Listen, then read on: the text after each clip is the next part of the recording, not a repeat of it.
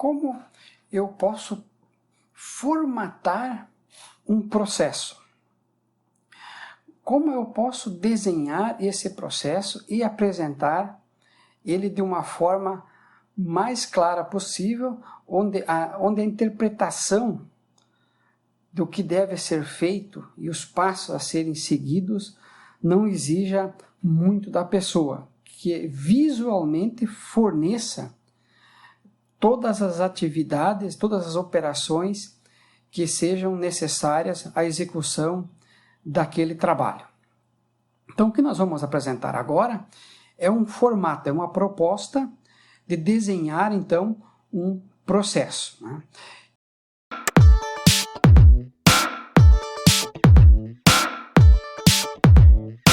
Então, sempre iniciamos com o controle desse documento, a edição e a revisão, né? Se for a primeira vez que estamos editando, então é edição 1/revisão 0. Se vamos fazer uma revisão dali em diante, fica fácil fazer o controle. Edição 1, revisão 2, edição 1, revisão 3 e assim por diante. Além disso, todo documento, todo processo precisa ser estabelecido, precisa ser revisado e precisa ser aprovado, né? Com as suas respectivas datas de execução desses 3 tipos de trabalho. Ressaltando de que, quando a equipe é pequena, editado e revisado pode ser a mesma pessoa. E então sempre se recomenda que o aprovado então seja uma pessoa, uma segunda ou terceira pessoa envolvida nessas atividades, né? Quando o tamanho da equipe permitir ou a configuração da empresa permitir, recomenda-se então quem escreve, quem desenha, então editado por é uma pessoa, quem faz uma revisão é outra pessoa e uma terceira pessoa faz a aprovação. É desta forma então que orientamos que seja administrado o documento. Agora vamos começar a apresentar então uma proposta de desenho do nosso processo. Inicialmente traçamos linhas horizontais e verticais, identificando então onde estão os setores responsáveis, né, e as grandes etapas de evolução do raciocínio. Vamos iniciar apresentando então o processo então que nós vamos analisar, denominado aqui de processo de prestação de serviços tecnológicos. Então é esse processo que nós vamos desenvolver no trabalho de hoje. Então, a próxima atividade é elaborar um macrofluxograma, e esse macrofluxograma, ele nos avisa, nos orienta o pensamento, os grandes setores, os grandes departamentos, né? As principais linhas de trabalho, conforme o organograma da organização se delimita esses macrofluxogramas. O nosso caso, então, aqui vamos ter inicialmente o processo do cliente, né, passando do pressuposto que teremos então uma relação estabelecida profissionalmente com o cliente, né, de forma que possamos identificar o que cabe a ele. Após isso, então, o trabalho a ser executado ingressa na minha empresa, no meu laboratório, né, chamado então aqui de processo secretaria. E após isso, temos o processo laboratório. Então, delimitamos aqui 3 grandes etapas, ou setores que passam o nosso trabalho, chamando aqui de macrofluxogramas. Então, estabelecida essa situação, passamos da definição de qual processo vamos trabalhar, que é o processo de prestação de serviço, evoluímos então para definir o macrofluxograma, quais os grandes setores onde passa a ser executado esse trabalho, e passamos agora então a apresentar o fluxograma, que são os processos operacionais, né? Os chamados então processos unitários também, depende da linguagem que é utilizada dentro de sua empresa. Mas então vamos iniciar os nossos trabalhos agora dessa etapa, a terceira grande etapa, mostrando esses fluxogramas e os seus processos unitários, operações. Então, inicialmente vai aparecer uma solicitação de serviço por parte do cliente. O cliente solicita esse serviço, né? Então, ele ingressa, esse serviço faz um ingresso dentro do meu laboratório, da minha empresa, através da central de atendimento ao cliente. Cada empresa tem uma denominação para isso, né? Não precisa ser adotado esse nome, né?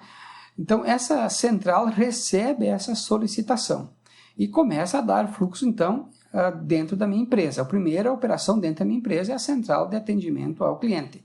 Já começa a ocorrer esse relacionamento aí e atendimento à demanda. Após isso aí, que ele recebe a solicitação, o processo é enviado ao laboratório e o laboratório faz o recebimento desse equipamento, desse instrumento, dessa amostra, desse insumo. Aí depende o tipo de serviço ou o pacote de serviços que o laboratório oferece ao cliente, né?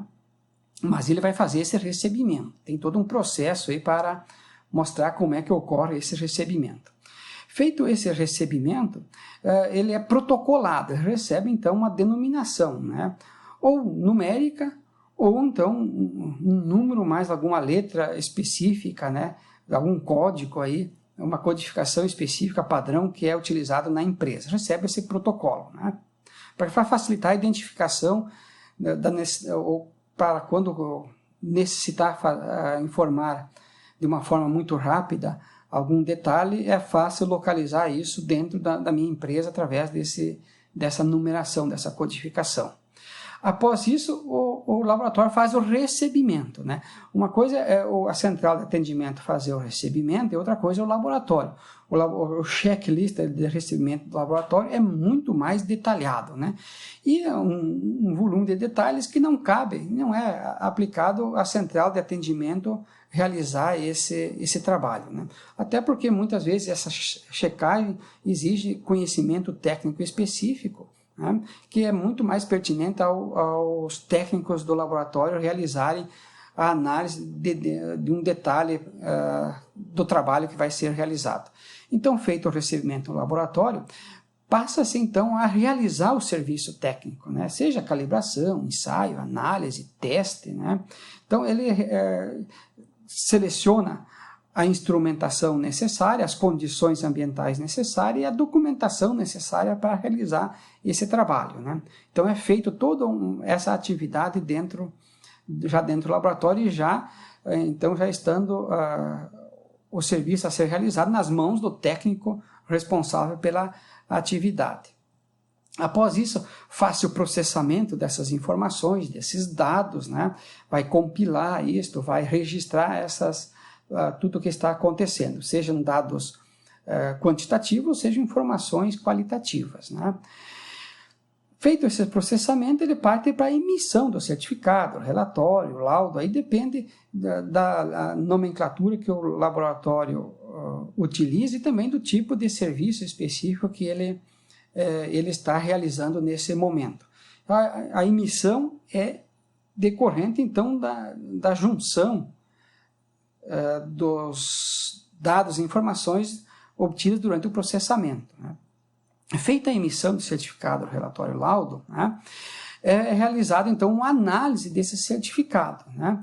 Quando o laboratório é um pouco maior, já estruturado, quem faz a análise é uma pessoa diferente de quem executou o trabalho técnico, né? Senão, é realizado, quando o laboratório é pequeno, né? Então é realizado essa análise pelo próprio técnico que executou o laboratório, né? Obviamente é registrado num documento diferente toda essa análise, né? Compõe-se muitas vezes de um extenso checklist, né? E também campos para observações e relatos de informações qualitativas, né? Feita a análise, então faça a pergunta, né?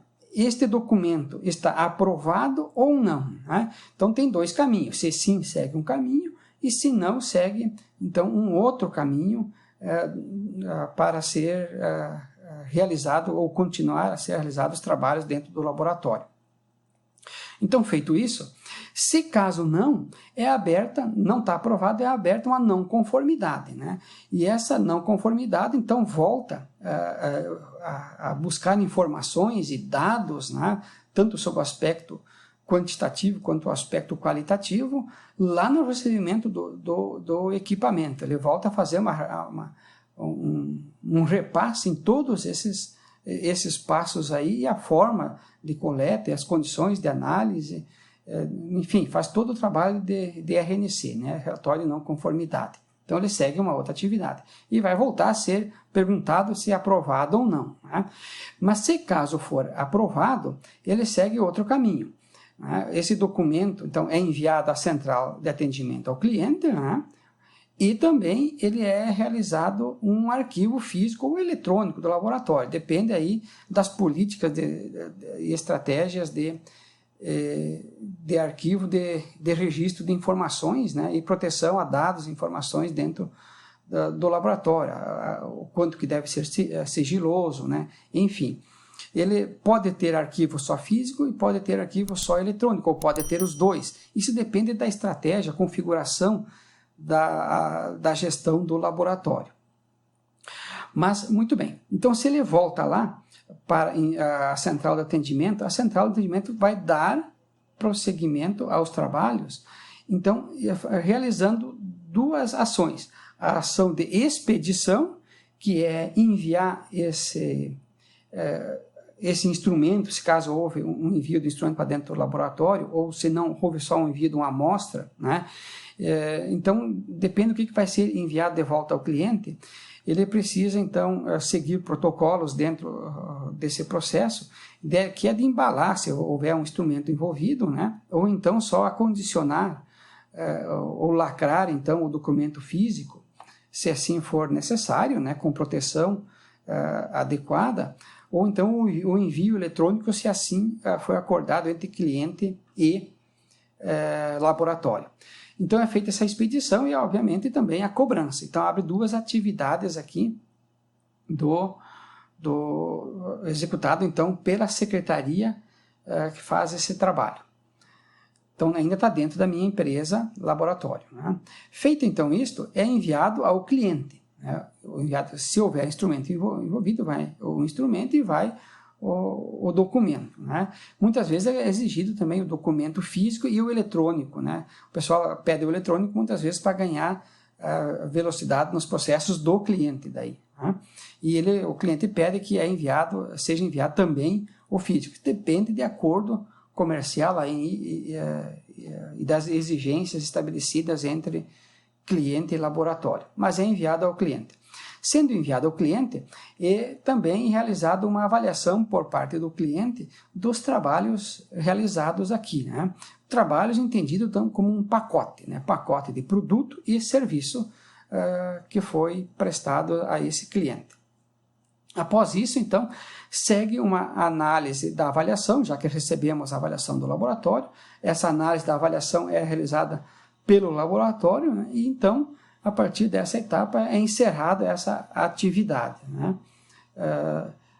de prestação desse serviço tecnológico. Então, era essa configuração que nós queríamos, nesse momento, então, apresentar como uma proposta de modelo.